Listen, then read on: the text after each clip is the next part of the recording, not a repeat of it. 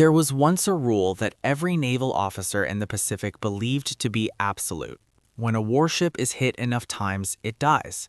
Steel eventually buckles, fires spread beyond control, flooding overwhelms even the strongest pumps, ammunition begins to cook off, power inevitably fails, and the ocean, patient and relentless, always finishes the job. For decades, this rule shaped naval doctrine across the globe. While battleships were built to endure heavy punishment, destroyers were considered expendable, thin-skinned, and lightly armored vessels that were never expected to survive a sustained attack. Japanese naval commanders believed this rule with near religious certainty because their own doctrine had proven it time and again. They saw that one torpedo below the waterline could cripple a cruiser and two bombs could snap a destroyer in half. At Pearl Harbor, the Java Sea, and Savo Island, enemy ships burned and sank exactly as the mathematical theories predicted.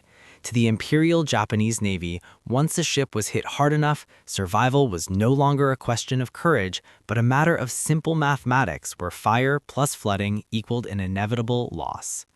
Consequently, when Japanese pilots began hurling their aircraft directly into American ships in 1944, they expected total annihilation: one plane, one ship, and one grave. However, something kept going wrong for the attackers. American ships burned but stayed afloat. They lost power yet kept firing, and their decks ran slick with fuel and blood while the hulls stubbornly refused to sink. Again and again the rule was breaking, and in April of 1945, aboard a destroyer that was not meant to survive even a single direct hit, one man would prove just how wrong that rule had truly become. Frederick Julian Becton Jr. was a 35-year-old Annapolis graduate and a quiet, unflashy officer who was known among his crew simply as Blackjack, a nickname earned for his calm demeanor under pressure and his habit of never showing fear.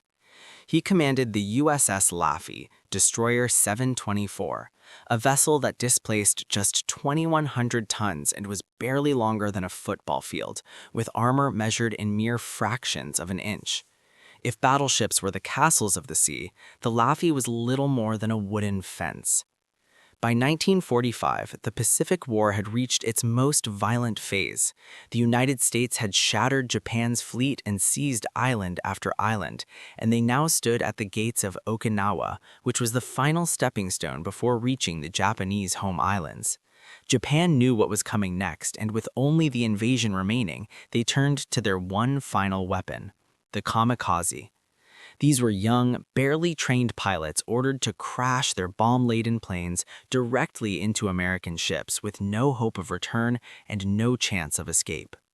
Between April and June of 1945, more than 1,500 kamikaze aircraft launched toward Okinawa in what the Americans called the Typhoon of Steel. Radar picket destroyers, which were small ships stationed miles away from the main fleet, stood as the first line of defense with the simple but deadly job of detecting incoming aircraft, warning the fleet, and absorbing the attack. It was the most dangerous assignment in the entire Pacific War, and on April 16, 1945, the USS Laffey took her station 40 miles north of Okinawa. Lieutenant Commander Becton knew the statistics showed the average survival time for radar pickets was measured in hours or sometimes even minutes, but his crew possessed something the Japanese did not fully understand: relentless training. They had drilled firefighting until their hands bled and practiced flooding control in total darkness until every sailor was trained to seal compartments, rig hoses, and haul the wounded by instinct rather than instruction. The U.S. Navy had learned a lesson the enemy had missed. Ships do not die simply from explosions, they die from what happens afterwards, and that lesson was about to be put to the ultimate test. The radar screen lit up at 8:30 a.m. with fast-moving contacts and multiple bogies closing rapidly, prompting Becton to step onto the bridge and order general quarters. As the klaxon howled and sailors sprinted to their stations, the 5-inch guns elevated and the 40mm mounts swung toward the sky just as the first Japanese aircraft broke through the clouds at 10,000 feet. Soon there were more than 50 aircraft inbound, creating a rising mechanical scream of engines pushed past their red line that could be heard before the planes could even be seen.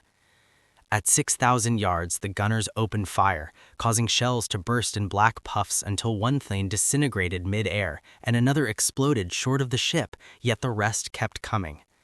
At 3,000 yards, tracers filled the sky and the destroyer shook violently with every gun blast as the first Kamikaze dived, missing by only feet, but detonating its bomb underwater and ripping open the hull. Seawater flooded the forward compartments, but damage control teams immediately sprinted below decks to slam watertight doors shut and roar the pumps to life, successfully slowing the flooding.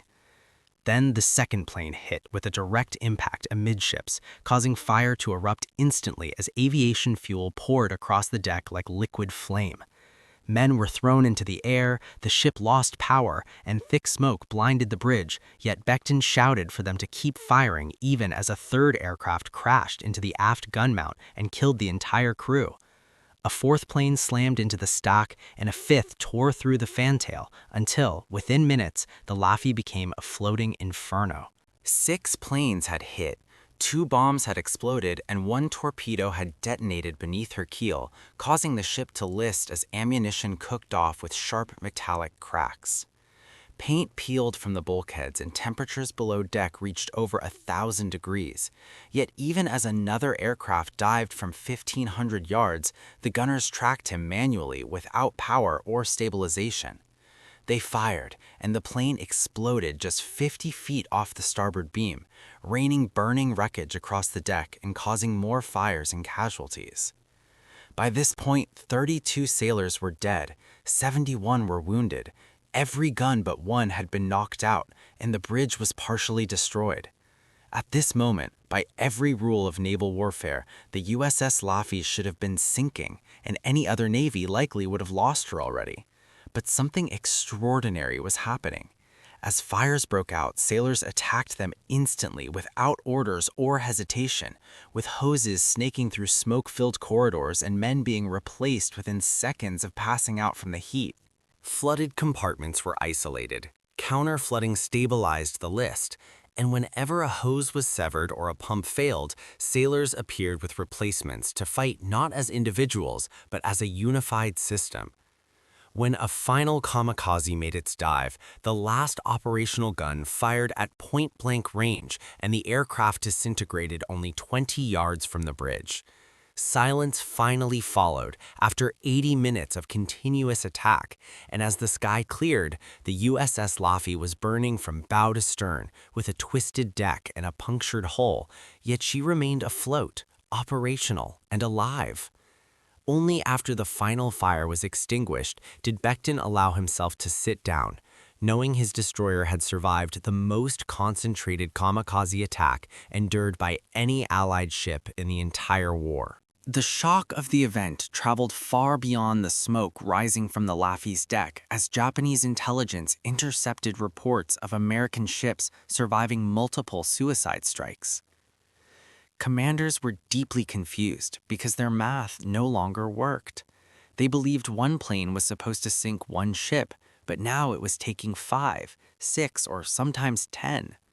What they did not know was that below the decks of American vessels, a change in doctrine had altered everything. Every sailor, not just the specialists, was now trained in damage control, with firefighting treated as combat and flooding control drilled as aggressively as gunnery. This focus on compartmentalization, redundancy, and rapid response repair teams meant that destruction no longer equaled defeat.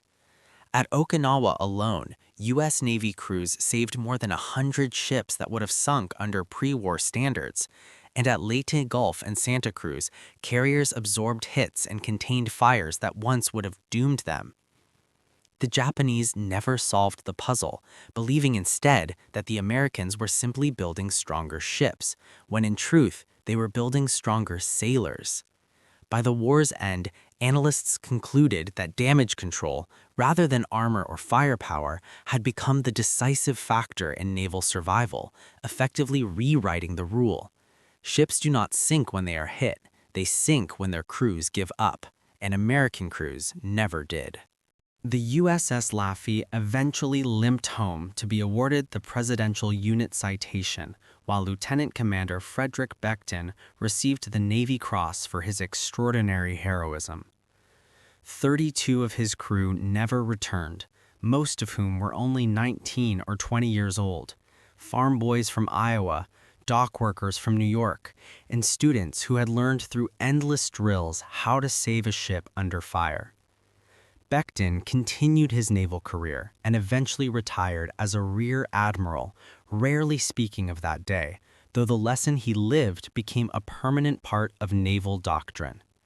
To this day, U.S. Navy recruits spend hundreds of hours training for fires they hope will never come, practicing flooding in the darkness and fighting controlled blazes until instinct replaces fear. Because somewhere in the Pacific, a destroyer once refused to sink, the world learned that victory at sea is not just forged in steel, but in preparation.